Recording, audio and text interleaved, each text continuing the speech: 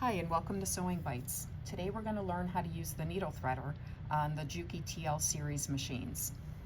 First thing you need to do is make sure your needle's in the highest position. So press your needle up down button to make sure your needle's in the highest position. Then we're going to take our thread through this thread guide right here.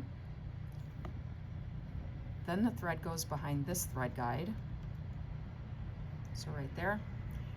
Make sure your presser foot's down. Push down all the way on the needle threader. Make sure it's fully engaged. Put the thread under, hang on, sorry about my finger. Put the thread under the V cutout right here. Make sure you're holding the thread through here.